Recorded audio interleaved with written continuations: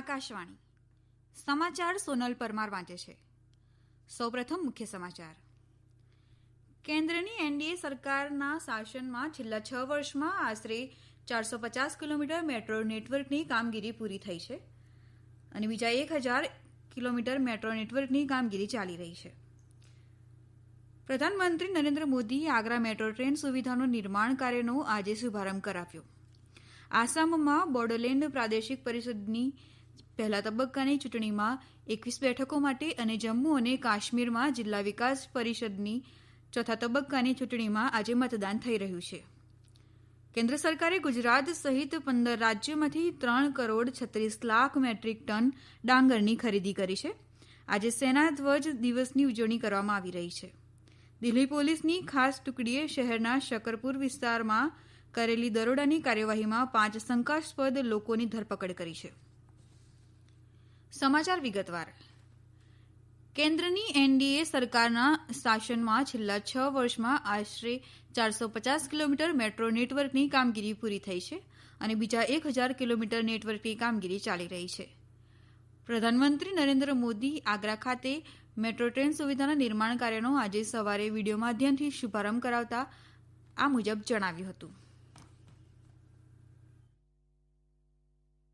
देश में 450 किलोमीटर से ज्यादा मेट्रो लाइन देश भर में ऑपरेशनल है और लगभग 1000 किलोमीटर मेट्रो लाइन पर तेज गति से काम भी चल रहा है.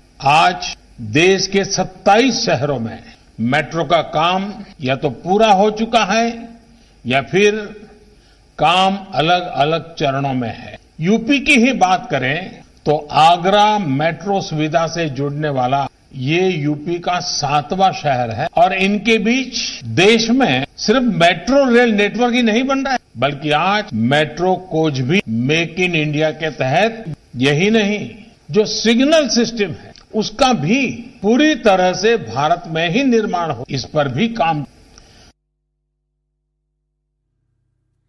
તેમણે કહ્યું કે છેલ્લા 6 વર્ષમાં દેશમાં ઝડપથી મેટ્રો નેટવર્ક તૈયાર કરવા માટે જે કામગીરી થઈ છે તે તેમની સરકારની ઓળખ છે. શ્રી મોદીએ કહ્યું કે આગ્રાની પોતાની આગવી ઐતિહાસિક ઓળખ છે તેમાં મેટ્રો દ્વારા આધુનિકતાનું પરિબળ ઉમેરાયું છે. આગ્રાની પરિયોજના અંતર્ગત 29.4 કિલોમીટર લાંબા 2 કોરિડોર બનાવાશે અને તેના દ્વારા તાજમહેલ સહિતના આગ્રાના વિવિધ પ્રવાસન સ્થળો એકસાથે જોડી શકાશે. 8,369 કરોડ રૂપિયાના ખર્ચની આ પરિયોજના 5 વર્ષમાં પૂર્ણ કરાશે. આસામમાં બોડોલેન્ડ પ્રાદેશિક પરિષદ બીટીસીની પહેલા તબક્કાની ચૂંટણીમાં 21 બેઠકો માટે આજે મતદાન થઈ રહ્યું છે. આશરે 14 લાખ મતદારો 130 ઉમેદવારોનું રાજકીય ભાવિ ઘડશે. આજની ચૂંટણીમાં બીજેપી, યુપીપીએલ, એઆઈયુડીએફ, કોંગ્રેસ અને અપક્ષ ઉમેદવારો ચૂંટણી લડી રહ્યા છે. મતદાન શાંતિપૂર્ણ રીતે યોજાય તે માટે સલામતીની સઘન વ્યવસ્થા કરવામાં આવી છે. બીજા તબક્કાની ચૂંટણી 10મી ડિસેમ્બરે યોજાશે અને મતગણતરી 12મી ડિસેમ્બરે થશે. જમ્મુ અને કાશ્મીરમાં જિલ્લા વિકાસ પરિષદ ડીડીસીની ચોથા તબક્કાની ચૂંટણીમાં આજે સવારના 7 વાગ્યાથી મતદાન થઈ રહ્યું છે. ચોથા તબક્કામાં કાશ્મીરમાં 17 અને જમ્મુના 17 મત વિસ્તારોમાં આજે બપોરના 2 વાગ્યા સુધી મતદાન થશે. આ તબક્કામાં કાશ્મીર ક્ષેત્રમાં 48 મહિલાઓ સહિત 138 ઉમેદવારોએ જ્યારે જમ્મુમાં 34 મહિલાઓ સહિત 111 ઉમેદવારોએ ચૂંટણી જંગમાં ઝુકાવ્યું છે. એવી જ રીતે ખાલી પડેલી સરપંચની 50 અને પંચોની 216 બેઠકોની પેટાચૂંટણી પણ આજે યોજાઈ રહી છે.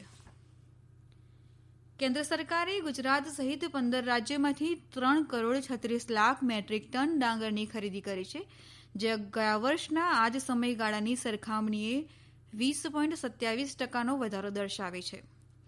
ખરીફ મોસમની ડાંગરની લઘુત્તમ ટેકાના ભાવે કરાયેલી આ ખરીદીના લીધે 32,92,000થી વધુ ખેડૂતોને લાભ થયો છે.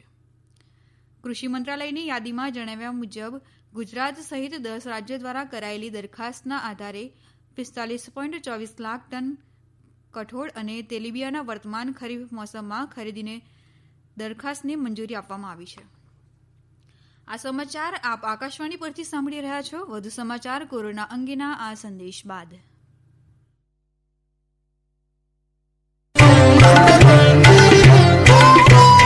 કોવિડથી બચવાના મહત્વપૂર્ણ 3 ઉપાય: માસ્ક પહેરો, 2 ગજનું સલામત અંતર જાળવો અને હાથ સાફ રાખો.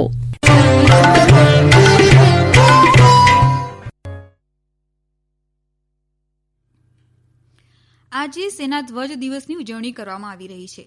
રાષ્ટ્રપતિ, ઉપરાષ્ટ્રપતિ અને પ્રધાનમંત્રીએ માતૃભૂમિ માટે શહીદ થનાર જવાનો, ખાસ કામગીરી કરતી વખતે દિવ્યાંગ બનેલા સૈનિકો અને તેમના કુટુંબીજનો પ્રત્યે આદરની ભાવના સાથે ઉદાર હસ્તે ફાળો આપવા નાગરિકોને વિનંતી કરી છે. ટ્વિટર ઉપર ઉપરાષ્ટ્રપતિએ જણાવ્યું છે કે આપણા સૈનિકો દેશની એકતા અને અખંડિતતાના રક્ષક છે અને ઘણા સૈનિકોએ દેશ અને નાગરિકોના રક્ષણની કામગીરી કરતી વખતે પ્રાણનું બલિદાન પણ આપ્યું છે. આ બહાદુર અને રાષ્ટ્રપ્રેમી સૈનિકોને સલામ કરીને તેમને સમર્થન આપીએ. પ્રધાનમંત્રી નરેન્દ્ર મોદીએ જણાવ્યું છે કે આજનો દિવસ દેશ માટે કોઈપણ અપેક્ષા વિના બલિદાન આપવા સજ્જ રહી અસાધારણ સેવા આપનાર બહાદુર જવાનો પ્રત્યે કૃતજ્ઞતા વ્યક્ત કરવાનો દિવસ છે. મુખ્યમંત્રી વિજય રૂપાણીએ સૈનિકો અને તેમના પરિવારોના કલ્યાણ માટે ફાળો આપતા જણાવ્યું હતું કે બહાદુર સૈનિકો અને તેમના પરિવારો પ્રત્યે નાગરિક એકતા દર્શાવવાનો દિવસ છે. દિલ્હી પોલીસની ખાસ ટુકડીએ શહેરના શકરપુર વિસ્તારમાં કરેલી દરોડાની કાર્યવાહીમાં 5 શંકાસ્પદ લોકોની ધરપકડ કરી છે. પોલીસના જણાવ્યા મુજબ ધરપકડ કરેલા 5માંથી 2 આરોપીઓ પંજાબના છે અને ખાલિસ્તાન ચળવળ સાથે સાંઠગાંઠ ધરાવતા હોવાનો આરોપ છે, જ્યારે બાકીના 3 આરોપીઓ કાશ્મીરમાં છે. અમેરિકાના ખાસ પ્રતિનિધિ ઝલ્મે ખલીલઝાદ અને તાલિબાનોના મુલ્લા બરાદર અને મુખ્ય મસલતકાર અબ્દુલ હકીમે અફઘાનિસ્તાનમાં શાંતિ સ્થાપવા માટે મંત્રણાઓ શરૂ કરી છે. આ બેઠકમાં શાંતિ પ્રક્રિયા આગળ ધપાવવા અને બાકી રહેલા કેદીઓ મુક્ત કરવા બાબતે ચર્ચા કરવામાં આવી છે.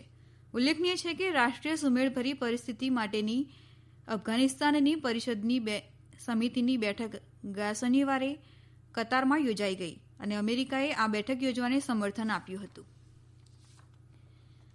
દેશમાં કોવિડના દર્દીઓનો સાજા થવાનો દર 94.37% થયો છે. છેલ્લા 24 કલાકમાં દેશમાં કોવિડના 39,109 દર્દીઓ સાજા થતાં અત્યાર સુધીમાં સાજા થયેલા દર્દીઓનો આંક 91,39,901 થયો છે. આ જ સમયગાળામાં કોવિડના 32,981 નવા કેસો નોંધાતા કુલ કેસોની સંખ્યા 96,77,203 થઈ છે. દેશભરમાં હાલ 3,96,729 દર્દીઓ સારવાર હેઠળ છે. છેલ્લા 24 કલાકમાં કોવિડના 391 દર્દીઓના મૃત્યુ થતાં મૃત્યુ પામનારનો કુલ આંક 1,40,573 થયો છે. તમિળનાડુ અને પુદુચેરીના નિવાર વાવાઝોડાથી અસરગ્રસ્ત વિસ્તારોને જાત માહિતી મેળવવા તમિળનાડુ પહોંચેલી કેન્દ્રીય સમિતિ આજે કાંચીપુરમ સહિત 3 જિલ્લાઓ અને પુદુચેરીની મુલાકાત લેશે. ગઈકાલે કેન્દ્રીય સમિતિએ ચેન્નાઈ, એંગલપટ્ટુ તથા તિરુવલ્લુવર જિલ્લાની મુલાકાત લીધી હતી. કેન્દ્રીય સમિતિના સભ્યો આવતીકાલે ચેન્નાઈમાં રાજ્ય સરકારના અધિકારીઓ સાથે ચર્ચા વિચારણા કરશે. ત્યારબાદ દિલ્હી પાછા ફરીને પોતાનો અહેવાલ કેન્દ્ર સરકારને સુપરત કરશે. આ અહેવાલના આધારે કેન્દ્ર સરકાર નિવાર વાવાઝોડાથી અસરગ્રસ્ત વિસ્તારો અને લોકો માટે પેકેજની જાહેરાત કરશે. કેન્દ્રીય પ્રદૂષણ નિયંત્રણ બોર્ડે યમુના નદીમાં પ્રદૂષણનું પ્રમાણ ચિંતાજનક રીતે વધવા અંગે દિલ્હી અને અન્ય રાજ્યોને ગટરના પાણીને શુદ્ધ કરવાની કામગીરી સઘન બનાવવા નિર્દેશ આપીને આ અંગે લેવાયેલા પગલાંનો અહેવાલ 15મી ડિસેમ્બર સુધી આપવાનો નિર્દેશ આપ્યો છે. પ્રદૂષણ નિયંત્રણ બોર્ડે છેલ્લા કેટલાક સમયમાં યમુના નદીમાં એમોનિયાનું પ્રમાણ વધ્યું હોવાનું અને નદીની જળ સપાટી ઉપર ફીણ જમા થયું હોવાનું ગંભીર નોંધ લીધી હતી. પ્રદૂષણ બોર્ડે જે ઔદ્યોગિક એકમો તેમના દૂષિત પાણીને શુદ્ધ કરવાની પ્રક્રિયા નહીં કરતા હોય તેમની સામે કાર્યવાહી કરવાનો સત્તાવાળાઓનો આદેશ આપ્યો છે. અંતમાં મુખ્ય સમાચાર ફરી એકવાર. કેન્દ્રની એનડીએ સરકારના શાસનમાં છેલ્લા 6 વર્ષમાં આશરે 450 કિલોમીટર મેટ્રો નેટવર્કની કામગીરી પૂરી થઈ છે અને બીજા 1,000 કિલોમીટર મેટ્રો નેટવર્કની કામગીરી ચાલી રહી છે. પ્રધાનમંત્રી નરેન્દ્ર મોદીએ આગ્રા મેટ્રો ટ્રેન સુવિધાનો નિર્માણ કાર્યનો આજે શુભારંભ કરાવ્યો. આકાશવાણી પરથી સમાચાર